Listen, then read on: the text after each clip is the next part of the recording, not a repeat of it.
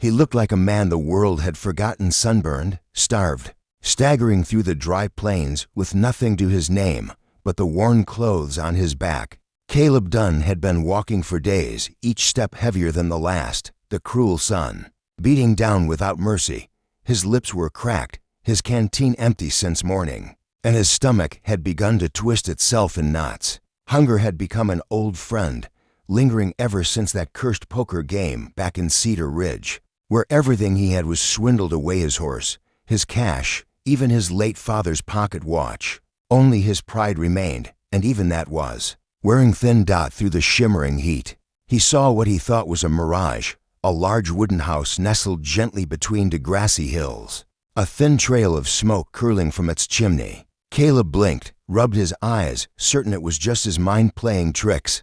But the vision didn't waver. It was real.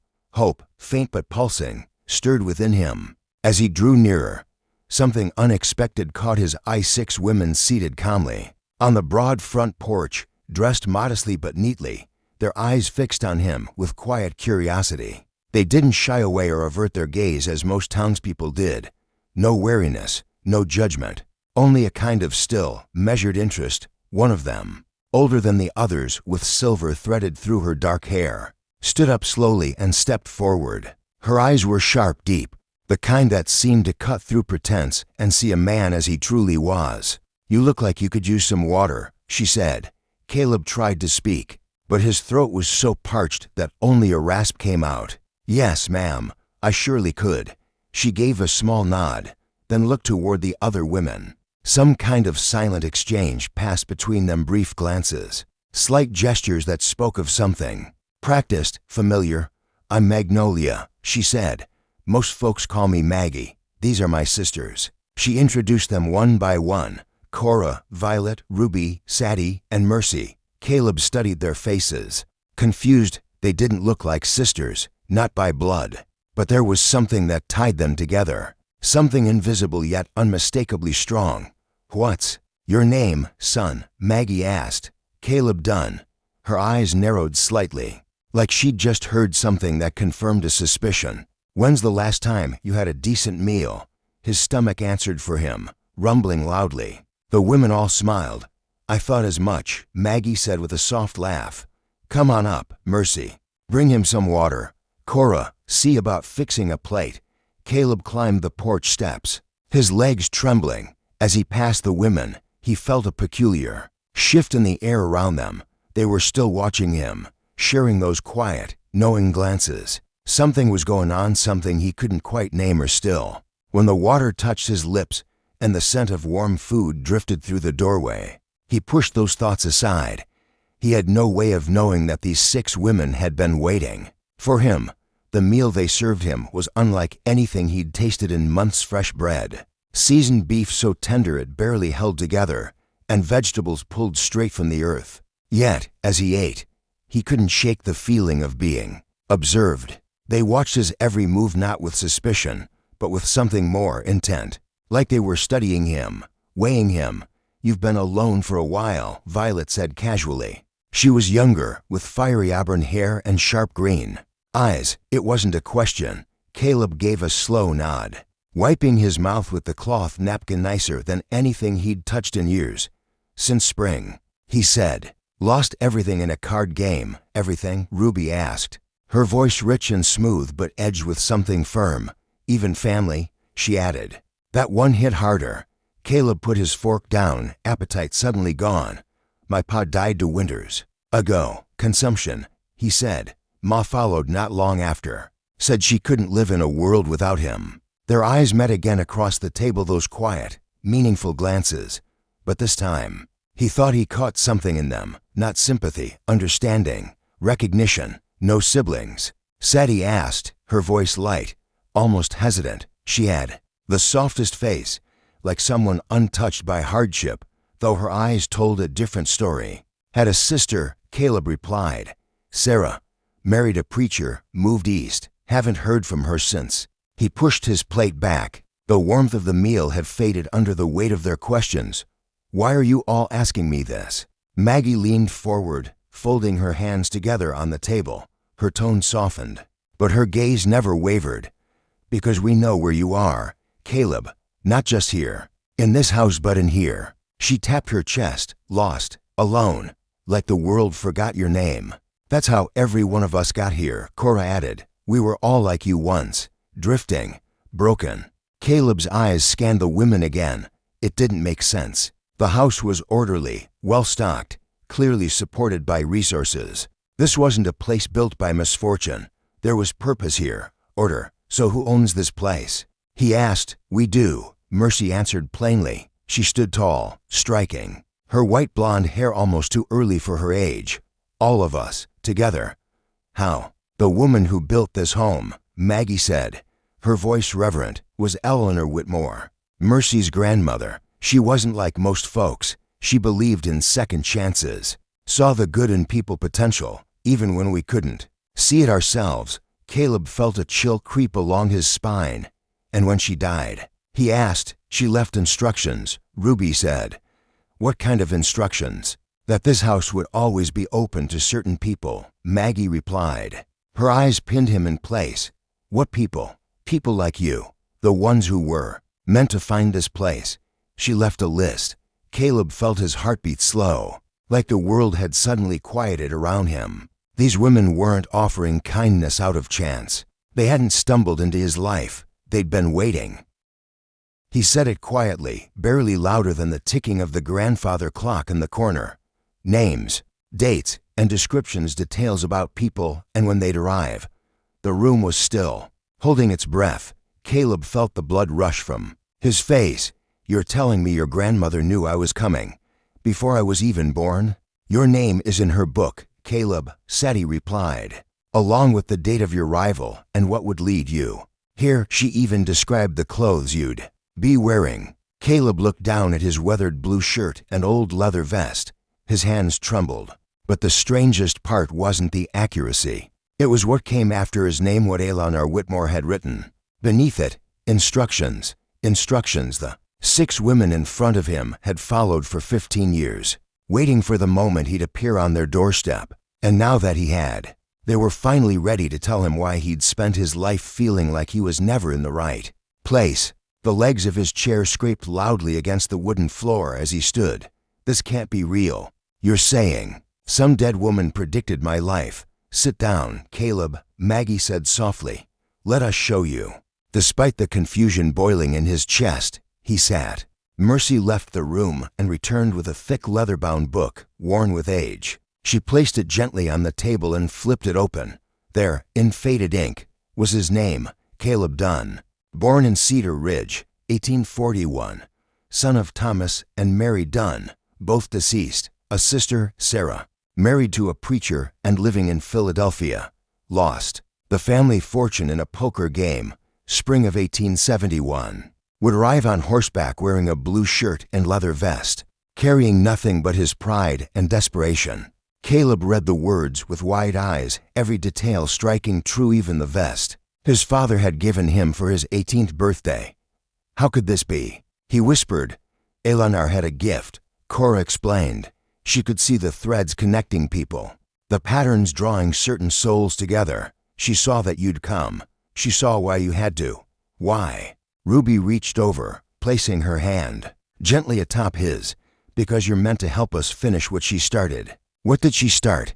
Violet stood and walked to the window, staring at the fading sunlight over the hills. This land is about to change in 2 years. The railroad will cut through it, and when it does, land values will explode.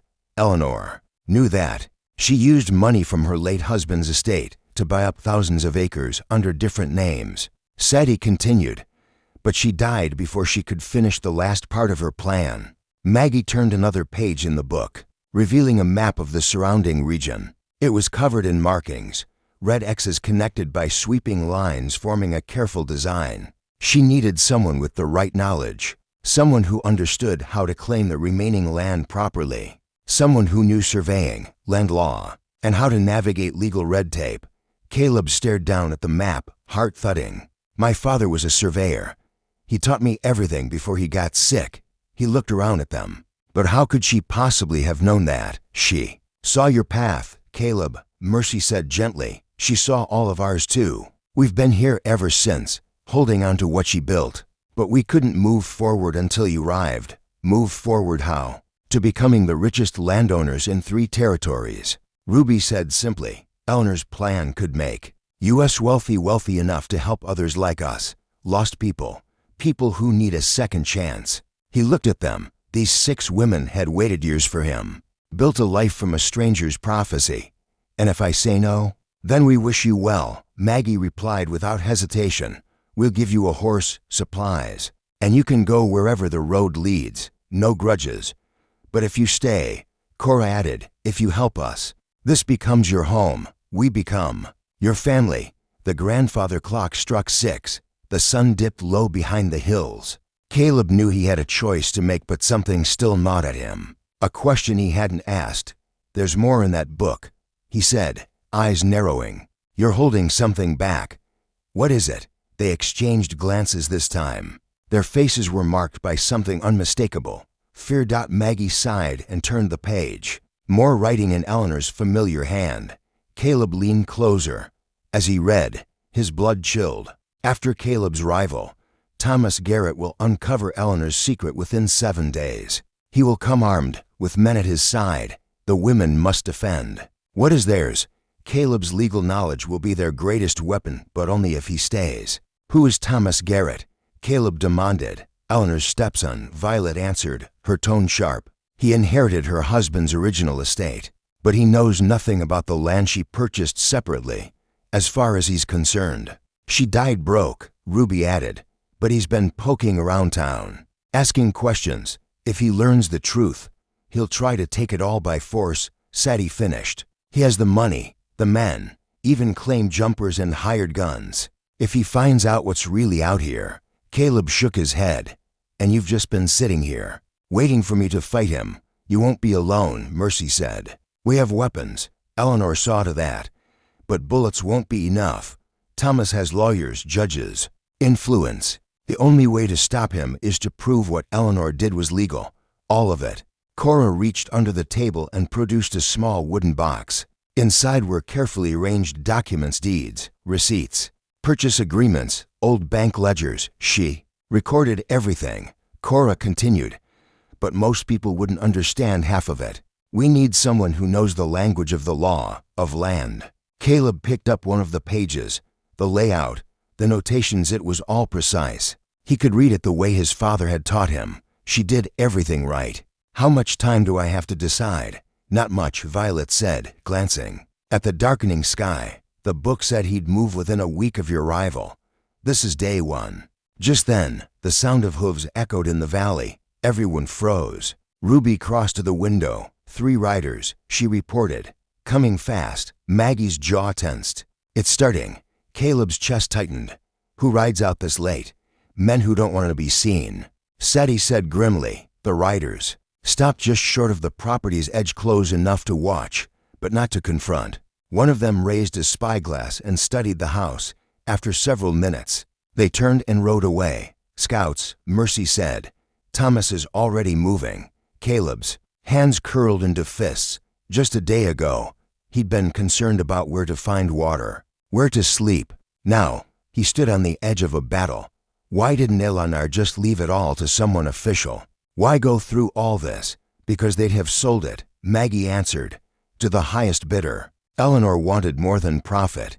She wanted a legacy, one built for people like us, misfits, drifters, survivors. She knew the railroad would bring wealth, Ruby added. She wanted that wealth to mean something. But we'll only get there if we survive long enough. Outside, night fell heavy over the land. Caleb looked at these women, still strangers in many ways, yet strangely familiar. They were asking him to fight for them, to stay. He looked back at the book, at the name, the details, the plan laid out. Before he'd even drawn his first breath, somehow, it was all real. Now it was up to him what to do with it. Caleb's hand trembled as he turned the final page, sensing a truth that chilled him to his core. The women had spoken of Eleanor's foresight, how she'd predicted his arrival, Thomas Garrett's schemes, but there was one last thing they hadn't shown him. And now, as he read it, everything shifted. This wasn't about property lines or a fortune. It was about retribution. At the bottom of the page, in Eleanor's precise handwriting, were the words, "Thomas Garrett murdered my husband over this. Land 20 years ago. The proof lies beneath the old oak tree. Justice delayed is not justice denied." The silence in the room grew heavy. Caleb looked up, seeing the confirmation in the women's eyes. "We always suspected." Maggie said quietly. "Robert Whitmore," Cora added, "died during what people called a hunting accident. Shot in the back. His horse gone." Thomas claimed to have heard the gunshot, said he arrived too late, but Eleanor never believed it. Violet murmured as she lit a lamp.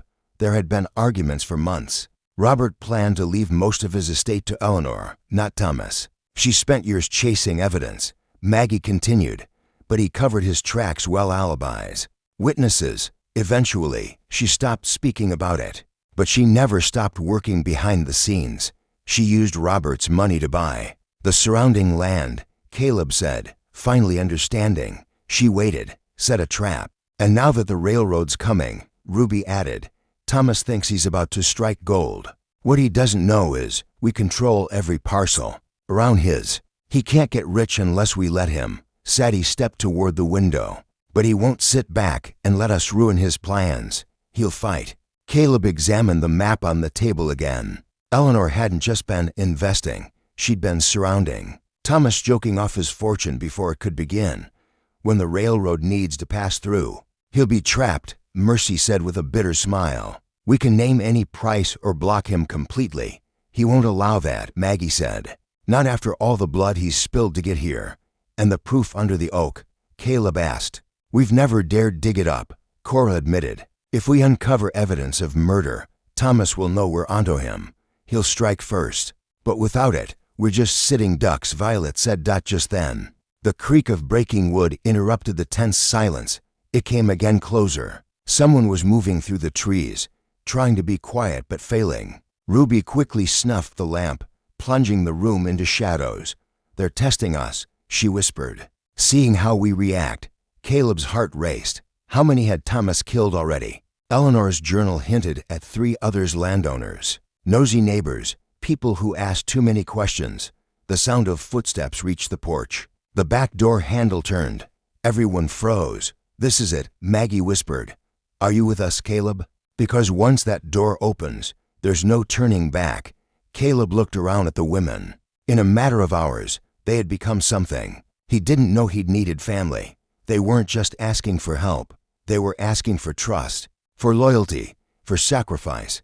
And despite everything, the decision had already been made. Not because of fate or prophecy, but because for the first time, he had people worth fighting for. The door creaked open. But it wasn't Thomas Garrett. It was a boy, young, wide-eyed, clutching a rifle like he barely knew how to hold it. "Don't move," he shouted, voice cracking. "Mr. Garrett wants to speak to whoever's in charge." Maggie stood slowly, her hands where he could see. "Them, that would be me." "What does he want?" "He knows about the stranger," the boy said, his gaze flicking to Caleb. "He's offering a deal. $1,000 if you all leave tonight. No questions." Ruby scoffed. "A bribe. He's getting desperate." "There's more," the boy said, hands trembling. "He says, if you stay, none of you will live to see the railroad come." "What's your name, son?" Caleb asked gently. Billy Morrison. "I've worked for Mr. Garrett since my dad passed. He promised to take care of me." Violet stepped forward. "Billy, do you know the truth about Robert Whitmore? The accident?" he asked, confused. "That's what people say. It wasn't an accident," Cora said firmly. "He was murdered." Billy's face paled. "Why would Thomas be so desperate otherwise?" Sadie asked. "Why would he send you with a gun instead of coming himself?" "Because he's a coward." Mercy spat. "He always has been." Billy hesitated, the barrel of the rifle dipping. "I've heard rumors, accidents, people vanishing." "Billy," Caleb said, voice steady, "he's using you. When this is over, do you think he'll let you walk away? Knowing everything you've seen." "I just needed work," Billy murmured. "I've got a sick little sister. She's 12, needs medicine." Without hesitation, Maggie nodded to Ruby, who disappeared into the back and returned with a pouch of coins. "That should cover her care for a year," Maggie said. "But we need your help now." Billy stared at the pouch. "Why are you helping?" "Me, because that's what we do," Violet said. "We help those who need it. And right now, we need you." "What do you need me to do?" Caleb stepped forward. "Tell us Thomas's plan." "How many men? When's the attack?" "6 men. Gunfighters from Kansas City," Billy said after a pause. "They're camped 2 miles south, planning to strike tomorrow night, during the new moon." He said, "Make it look like a robbery. Make sure no one survives." The words were ice in the air. "We're not defenseless." Cora reminded them. Eleanor prepared. "Prepared how?" Caleb asked. Ruby's expression darkened. She turned the abandoned mineshaft into a stronghold. "Weapons, provisions, secret exits. If we get there first, we can hold our ground." "But it's on Thomas's land," Violet pointed out. "Not if we move tonight," Caleb said. "Billy, you go back to Thomas. Tell him we took the money, that I'm leaving. He might not believe me." "He will," Maggie said, "because we'll give him proof." "Caleb, wear Robert Whitmore's coat. Ride out in full view. Let his men see you leave. Then circle back through the tunnels." Caleb nodded, feeling the weight of fate pressing on him. Sattie's voice broke the silence. "Eleanor wrote about Billy, too. She knew he'd show up." Billy stared in disbelief. "She wrote about me. Some people," Maggie said, "are meant to be part of the story by midnight." Caleb had ridden out and doubled back through the hidden passageways Eleanor had once mapped. All 7 were safely nestled in the mine now revealed as a well-planned bunker, filled with supplies and damning evidence. Eleanor thought of everything. Caleb whispered, holding a confession letter from one of Thomas's old accomplices. "Not everything," Maggie said darkly. She couldn't predict how Thomas would respond once he realized he'd been cornered. Just before sunrise, horses approached. More than expected, at least a dozen riders. "You're surrounded," Thomas shouted. "Come out and we can settle this like men." Violet barked a laugh. "You stopped being a man when you shot your stepfather in the back." "Silence. You think bullets won't find you in that hole," Thomas yelled. "Maybe not," Caleb called back. "But a U.S. Marshal might have something to say about this." Billy stepped out, now flanked by 3 federal officers and a territorial judge. "She contacted the authorities 20 years ago," Maggie explained, emerging with the metal box. "They were told to open the files if these exact conditions were ever met." Thomas's face drained of color. "This can't be. She's been dead for 15 years. "But her evidence didn't die with her," the marshal replied. The judge held up the confession. "Signed by Jack Davies before he died. Paid by you to kill Robert Whitmore and stage a hunting accident." Thomas deflated. His men began surrendering, one by one as the marshal snapped handcuffs on him. Caleb looked to the 6 women who had changed his life. "What now?" he asked. "Now we go home," Ruby said. "We build the future Eleanor dreamed of," Sattie added. "And when the railroad comes," Caleb asked. Maggie smiled. "Then we become the richest family in the territory." Billy stepped forward hesitantly. "What about me and my sister?" "You're one of us now," Cora said. "If you want to be." As the sun rose over the valley, Caleb realized Eleanor had done far more than predict the future. She had shaped it, carving a path for justice, redemption, and belonging, in a place he never expected to find it. Caleb had finally come home.